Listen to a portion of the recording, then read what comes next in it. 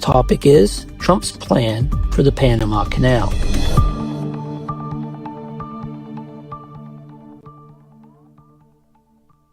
With me to discuss the Trump administration's policy toward Panama and the Panama Canal is Will Freeman. Will is a fellow for Latin America Studies at the Council. His work focuses on the rule of law, on corruption and organized crime in Latin America, and on U.S.-Latin America relations. His writings have appeared in Foreign Affairs, the New York Times, and the Washington Post, among other outlets. He writes a monthly column for America's Quarterly, where his most recent piece is titled Securing the Panama Canal Requires Diplomacy. Will, thank you very much for coming back on the President's Inbox. Thanks for having me. Trump raised eyebrows late last year, Will, when he began talking about the United States taking back the Panama Canal, a point he reiterated in his inaugural address in January. We'll get to what Trump has done or not done on the canal since taking office, but I'd like to start with some background. We know the United States built the canal more than a century ago and handed sovereignty over to Panama in 1999 based on two treaties signed and authorized during Jimmy Carter's presidency. What else is worth knowing about the canal to understand the present controversy? Yeah, well, I think, first it's just critical to underscore how important the canal is to global trade and to the U.S. economy. Every year, the canal handles 5% of all global maritime trade. Nearly 75% of the commercial flows through the canal are going to or from U.S. ports, and 40% of all U.S. container traffic, including a big share of our energy exports to Asia, go through the canal each year. So if the canal were to, suddenly go offline, it would be majorly disruptive, not only to world trade, but especially to the U.S. economy. What's also important to know is that in the now more than 20 years in which Panama has exclusively operated the canal, it's expanded a lot. They've made big investments. They've increased its width in certain places, the number of ships that can pass through daily. And that's made it, both more and more important to different industries, including, U.S. industries. But it's also meant that it's become an important part of how Panama's economy works and how its government functions. So last year, the Panama Canal, the contributions from revenue for the Panama Canal to the Panamanian government made up almost 10% of the government's total budget. Significant moneymaker. That's right. And, that's a point of pride for the Panamanians, that it's really gone from, an important but not necessarily, profitable piece of infrastructure under the U.S. to a really professionally, technically run and profitable piece of infrastructure today. Also significant, as you mentioned, the United States controlled and operated and built the canal. And from 1903 to 1979, it essentially controlled, it had a concession to operate a strip of territory dividing Panama, 50 miles long from the Caribbean coast to the Pacific. It was called the Canal Zone. Largely, U.S. workers on the canal lived in there, really living a life apart from Panamanians. Panamanians, in most cases, couldn't even enter the Canal Zone. And there were 130 military sites, U.S. military sites, all over Panama, including 10 bases along the canal. So it was really like an extension of U.S. territory in another country. Senator John McCain, as I recall, was born there. That's right. Yeah. Or he was born nearby in the city of Cologne. But it showed, the fact there was 130 military bases shows how strategically important this area was, and I think still is, to the United States. But it also caused a lot of tension. So everything from the massacre of 22 protesters and killing of 4 U.S. students in a 1964 clash over the canal to other episodes of protest and friction. And, you could really say the Panamanian sense of national identity, it was forged in this struggle to get the canal zone back and operate the canal. So that explains why it's, so important for Panamanians today as well. So was the decision by the United States to give sovereignty over the canal to Panama simply an act of altruism? No, not really. So it actually, it started with Henry Kissinger, of all people, a cold-eyed realist who during the Nixon administration, Ford administration, was thinking about the vulnerability of the canal. I mean, if you go there, I was recently in Panama, you see just how easy it would be and was then to interfere with the functioning of the canal and with its water supply. And I think really that's just a fact of nature. I mean, it's fed by large reservoirs nearby, which you could imagine contaminating. There's other ways you could sabotage the canal without even going inside necessarily the canal zone. You could sink a boat in one of the outside the locks and put it out of operation.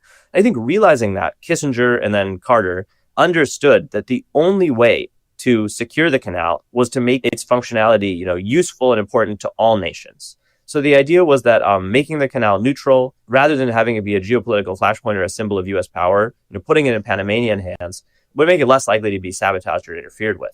So in 1977, they struck two treaties. And what those established was that while Panama would run the canal, was responsible for making sure all nations would have access, the United States retained the permanent right to defend the canal from any threat that might interfere with its continued neutral service. And that brings us up to today. That's where you see, Trump and President Trump, people around him, I think, especially concerned that that neutrality might now be jeopardized. But, Will, Trump didn't mention the Panama Canal on the campaign trail. Then just before Christmas, he posted about the canal on Truth Social.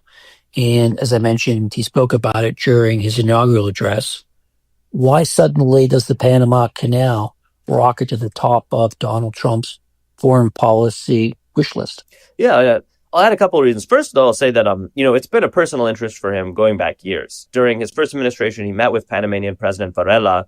And I'm told, one of the first things he talked about was how he thought the 1977 treaties were a ripoff, that the United States should have never given the canal back, etc. So I think he's held that view. As Senator S.I. Hayakawa famously put it at the time, we stole it fair and square. But I think there's two reasons that it's come to the fore of the agenda for him and others around him recently. And they're two of the main planks of his foreign policy from, taken straight out of his campaign. One is the idea of peace through strength, that there is a high likelihood of a conflict between the United States and China, and that the U.S. needs to actively deter China from beginning that conflict. And I think controlling the Panama Canal, even if not, legally controlling it, effectively de facto controlling it, is an important part of that strategy. China gets about a third of its food imports from Latin America, specifically from South America. And so, I think stronger U.S. presence there and even the ability to potentially close the canal to Chinese trade would be a real point of leverage in a potential conflict with China. Now, you don't necessarily see the Trump administration coming out and saying it in those terms, because putting in that language would say we're preparing to violate the neutrality treaty, right? But I think that's part of the strategic thinking here. There's also a concern that, and as we can discuss later, that China has been investing in building an infrastructure in Panama. At this point, mostly infrastructure outside the canal, but there's the concern that China could also interfere to deal a blow to the U.S. economy. And then secondly, I do think, although not as important, there's another goal here, which is American energy dominance. That's big for President Trump. This is supposed to be the presidency of drill, baby, drill.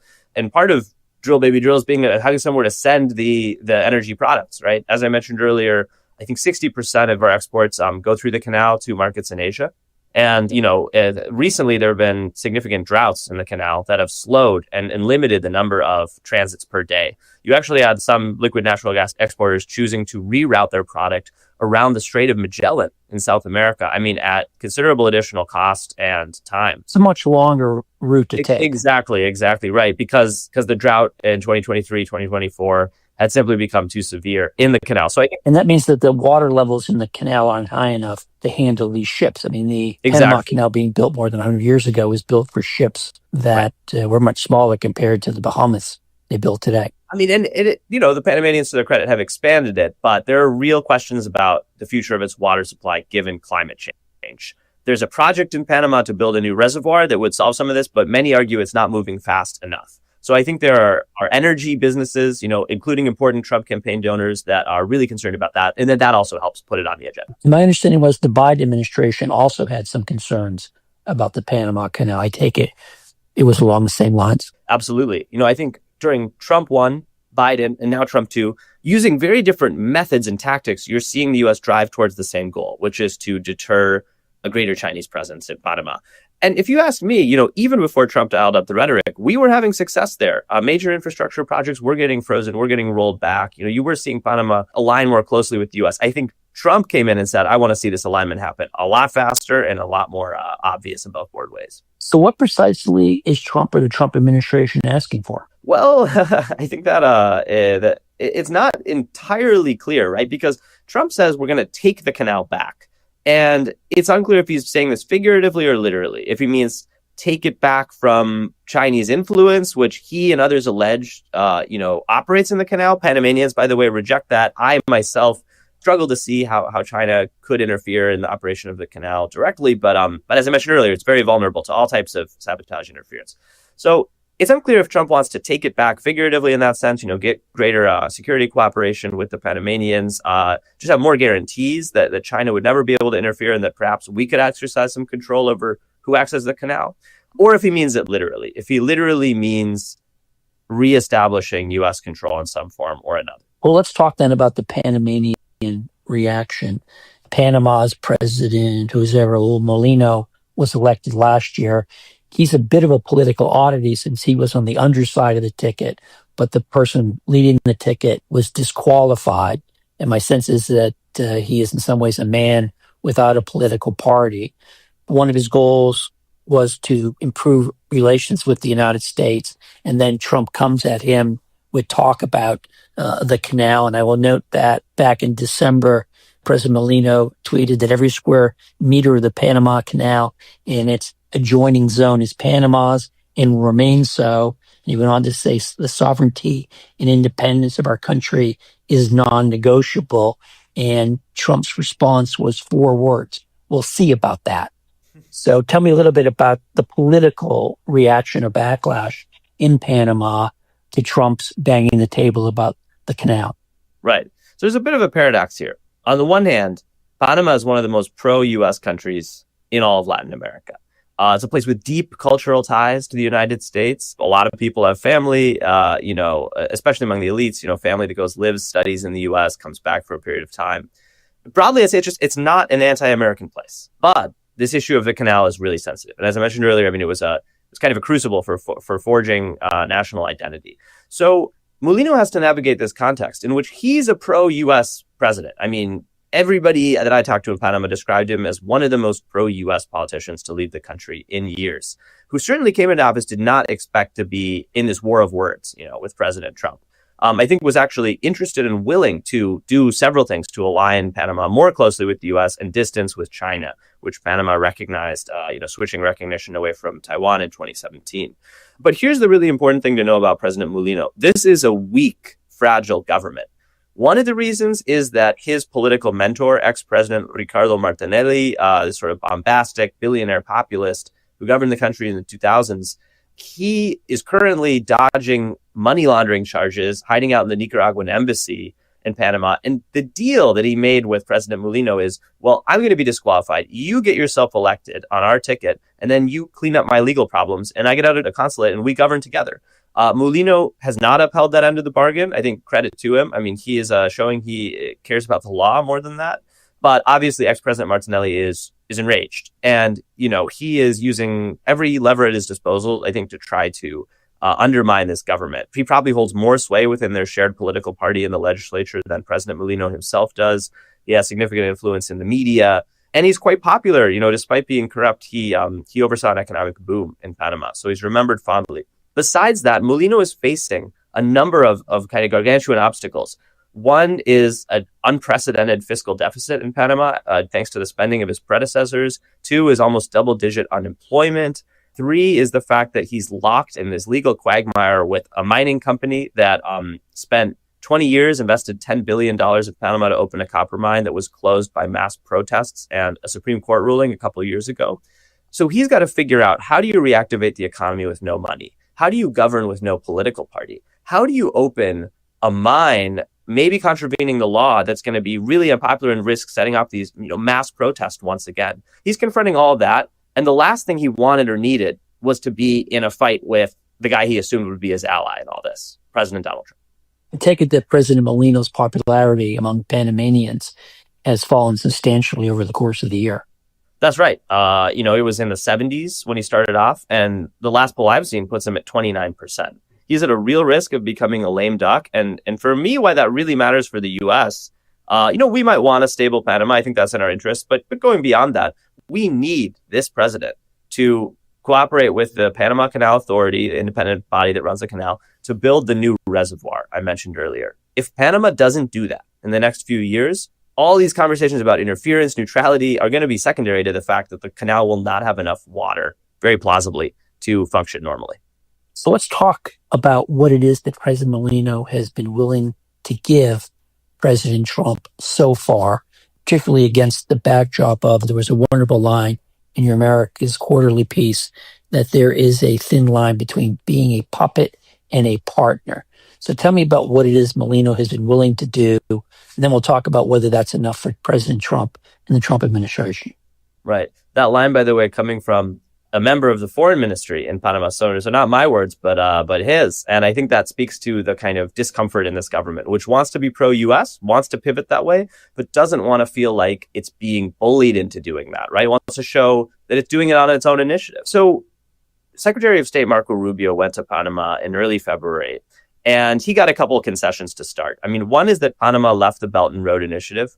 It was the first country in Latin America to join it. This is the Chinese Belt Road Initiative. To be honest, this was more symbolic than anything. China had not really built, major infrastructure in Panama, and a lot of those projects had been slowing down, as I mentioned earlier. The other thing that came out of that visit was Panama announcing an audit of a 25-year concession to a Hong Kong company that currently operates 2 canal-side ports outside the locks. So it's not within the canal, right? But it's near enough that you could worry about some kind of accident or sabotage, potentially shutting down the ports. And as we know, since China took de facto control of Hong Kong, there's a lot of levers to pressure companies there. So the audit was announced. I think it, even if this BlackRock deal that's been all over the news to buy those 2 ports, among others, doesn't go through because of Chinese pressure, I think Panama may still end those concessions. So those were the first, big, let's say, wins for this approach. Second is that Secretary of Defense Pete Hegseth was just in Panama. Now, what came out of that depends on who you ask.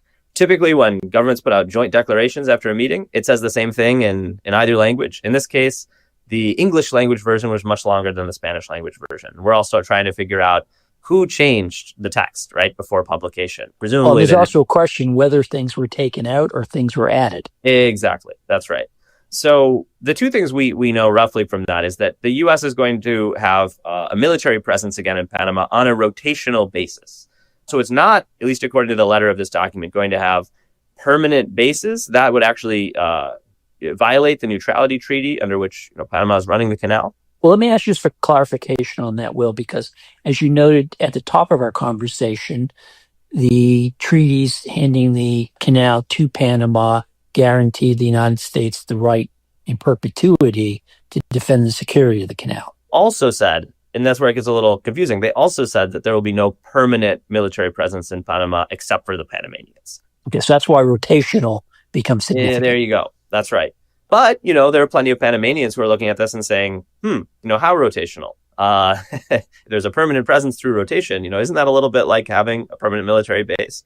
And we're talking about, the kind of reactivation here of at least 2 significant military sites that the U.S. vacated in 1999 when Panama took control of the canal on either end. So in quite strategic locations. And the other thing that came out of this, and here we're going back to the realm of symbolism, was that the U.S. announced that it's obtained the right to have its Navy warships pass first and free through the canal. So important to clarify, they already go first. That's part of the treaty. So they already get to skip the line. If there is another drought and another queue heading into the canal, they can already pass. But according to the U.S., right, we now also are going to get free passage. Now, I say symbolic on this because in the last 25 years, the DoD has spent on average less than $1 million per year on these fees. I mean, it's nothing. It's pennies on the dollar. Many U.S. naval ships cannot pass through the canal. They're simply too big. That's also right. So, this seems more symbolic, but it's something that President Trump clearly cared about, that his team wanted to be able to say we have first and free. For Panama, it represents an issue because per the treaty, warships of another country, if the U.S. gets free passage, all countries are supposed to get free passage for their warships. Now, the Panamanians have invented a kind of clever workaround here where they're going to say, well, we're still going to charge you the fee, but we're going to compensate you for that money by giving you maritime services on either end, refueling, things like that. So it's sort of like a rebate. That's right. So they're very particular. Look, we want the wording to be, we've figured out a mechanism. The U.S. wants to say first and free. I know it's getting a little technical. These are differences of language, but they really matter because, you adopt the phrase first and free, it starts to sound like Panama's violating its obligations. And Molino looks like a bit of a pushover, which, I think is his big concern in all this. Which feeds into Panama's domestic politics and sense of Panamanian nationalism and the fear that Panama's being pushed around by Washington. Well, exactly. And, that's why President Molino was really intent to say, coming out of this meeting, that he'd secured one big win for Panama, which is that he got Secretary of Defense Pete Hegseth to recognize the sovereignty of Panama and that the Panama Canal is Panamanian, which Hegseth said in a few media appearances. But then, we also have this kind of different rhetoric from President Trump. And in the English language version of their joint declaration, you don't see anything about Panamanian sovereignty. So that's only in the Spanish. And it does make you question, okay, where is all this heading? What did they really agree to? What are the different understandings of the agreement here? And is this thing all over or not? My prediction is it's not. Follow-up question on that. President Trump recently had a cabinet meeting, and the topic of the Panama Canal came up. And President Trump said, let me quote him here, "We've moved a lot of troops to Panama and filled up some areas that we used to have. We didn't have any longer, but we have them now. And I think that's in very good control, right?" And Secretary of Defense Hegseth responded by saying, "Yes, sir." Does that mean that U.S. military forces are already in the canal or in the canal zone? That I'm aware of, not right now. There's talk of some joint training exercises coming up. I think the question that raises as well is President Trump satisfied with what's been agreed so far? It would seem like it from that comment, but we know this is a president who's pretty disposed to change his mind, to decide the deals initially made are no longer good enough. Just look at the USMCA. That was his deal. Now he calls it terrible. As to the trade deal involving the United States, Canada, and Mexico, that the president essentially is ignoring with his new Liberation Day trade policy and decisions he'd made even before that. That's right. And, Panamanians more critical of President Molino say, this exact cycle is going to happen in Panama. I mean, he's showing that he's willing to make kind of whatever concession the U.S. asks for. I mean, he would say he's held his ground on certain points. He even said that when Hegseth showed up, Hegseth was asking for Panama to hand back territory, and that he held the line on that. We haven't heard that version from the U.S. side. But, I think that the worry in Panama is that this is a slippery slope, and President Trump's learned that these kind of pressure tactics work, and the U.S. has immense leverage in Panama. This is a dollarized economy. What does that mean when you say it's a dollarized economy? Well, Panama's basically has only ever used, since it became an independent country in 1903, splitting away from Colombia, it's basically only ever used the dollar, the U.S. dollar. So, the banking system there relies on a flow of dollars. Before the 1989 invasion of Panama, we, simply flipped off the switch. We starved the banking system of dollars, and, the next day public employees couldn't get paid. So that gives you a sense of the huge leverage that the U.S. has here. And that's why Panamanians are worried that Trump's figured out these pressure tactics will work. And, if he wants the canal back and Molino, doesn't put up any real resistance, that could easily happen. That's the view among some Panamanians. My understanding is that a lot of Panamanians are, as you suggest, worried that President Trump won't take no for an answer. And I think a lot of the conversation here in the States is focused on whether Trump would order the U.S. military to seize control of the canal. He actually tasked, as I understand it, the Pentagon to come up with military plans last month. Further note that Panama does not have a formal military. It has self-defense forces, but not a military. It's, my understanding, barred in the Panamanian Constitution. Do you think it's far more likely that Trump would go with economic coercion of the sort you suggested, Will, as opposed to sending U.S. forces into the canal zone? Absolutely. I mean, even during the 1989 U.S. invasion of Panama to depose dictator Manuel Noriega, that's back when, the U.S. still controlled the canal zone. There were military bases all over. And even then, the U.S. military really tried to kind of slow walk this whole idea of invading Panama. So they even had the bases there. They didn't want to do this. The logistics of it were really complicated. They were worried about how messy it could get. So to do it today, when we don't have that standing military presence, at least for now, we think, would be, I think, it would provoke a lot of opposition internally. That said, we've seen already Trump's willing to use tools like stripping visas from government officials to get his way in Latin America. Colombia briefly, tried to resist some of his deportation efforts. And, the next thing you knew, the entire Colombian government and all of its quote unquote allies were told that they were going to lose their U.S. visas. That combined with a tariff threat on Colombia pretty quickly reversed the situation. So you could imagine him doing the same things in Panama. You could imagine him trying to use different tools to reduce the trade flows through the canal. Obviously, that would hurt us, but it would hurt Panama proportionally even more, given how much their government relies on that source of revenue. So tell me about the ramifications of all of this for U.S. relations in Latin America. We know there's a long history of resentment toward the United States over Yankee imperialism. Where do you see this going, and are there sort of pain points that you're worried about? Well, oddly enough, and I think a lot of us Latin Americans have been puzzling over this, I think in 2025, Canadian Yankee go home sentiment is stronger than that in Latin America. If this were all playing out in the 70s or even 80s, I think you'd see a lot stronger of a unified bottom-up reaction to this in Panama. But you know what's happening? I mean, I do think a majority of Panamanians, of course, want the canal to remain Panamanian. And Molino's already paying a political price for what's seen as slipperiness on this issue. But that said, there was a trending hashtag on Panamanian social media, que vengo Trump, which means, please, Trump, come here, you know? And that comes from the fact that Panama is one of the most unequal countries in the world. The floor of the income distributions raised a little bit in the last, somewhat in the last years. The ceilings just exploded upwards. People are irate over corruption, inequality. And a lot of people in Panama, I think, see the canal as basically the toy of the political elites and financial elites. I mean, it benefits them. It creates a nice bubble of wealth for them to administer and sometimes steal. It doesn't help the ordinary person. So you're seeing, I think today in Latin America, and that applies to other countries as well, people are angrier at their own elites than they are at the U.S. and sort of the perception that the U.S. might be pushing them around. I see it as actually a region where that kind of nationalism has weakened a lot and continues to do so. Now, if Trump tries to really retake the canal in full, not just through these symbolic moves or, rotational military presence, I do predict that's going to inflame Panamanian nationalism and maybe, nationalisms elsewhere in Latin America. But I think zooming out, this is really, it's been kind of a bold opening move on the part of the Trump administration to set the tone on how it wants to compete with China in the region and what types of tactics it's going to use to do so. And that's going to be a theme, in what remains of the Trump administration. But Will, what you described so far has largely been a heavy dose of stick. I haven't heard much in the way of carrots. The Chinese have been known for doling out a lot of carrots.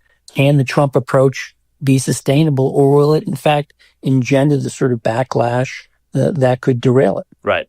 Well, I wrote a piece for the Financial Times a couple months ago called A New Monroe Doctrine Won't Work in South America. Monroe Doctrine, of course, being that foreign policy principle that the U.S. should seek to prevent other great powers from establishing presence or much influence in the Western Hemisphere. And what the New York Post has updated as the Monroe Doctrine. The Monroe Doctrine, that's right. And, I do, so Monroe Doctrine is kind of all about stick and not so much carrot. And I think that approach, although it's not my preferred approach, and I don't think it strengthens our relationships in all the ways we need. But I think that it ultimately, push come to shove, can it work in Mexico and Central America? Largely, yes. Because those countries depend a lot on trade with the United States. The asymmetries in those relationships are just huge. And El Salvador has been very eager to work with the Trump administration under President Bukele. Yeah.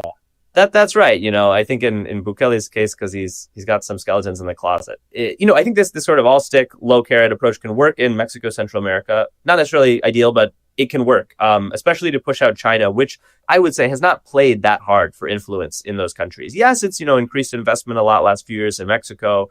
Yes, it got most Central American countries to switch recognition away from Taiwan. But beyond that, I mean, it is not making Central America or Mexico a key part of its foreign policy strategy, the way it is, for instance, making Peru part of that strategy, or Brazil, or other South American countries, Chile.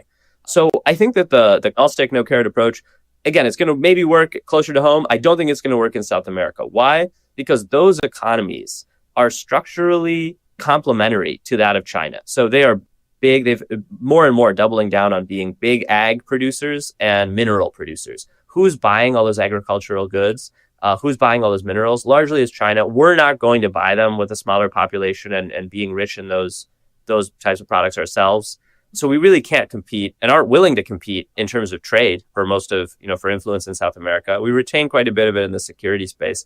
But if you try to go to Peru or Brazil and, use the sort of approach, heavy-handed approach we're seeing with Panama, I think it's going to backfire. What about the argument that if you look at Brazil, you look at Peru, you look at Colombia, Chile, they have a real problem now and it's going to get bigger in the near future because China's not going to be able to sell its goods into the American market. So they're going to dump them in Latin America, South America in particular.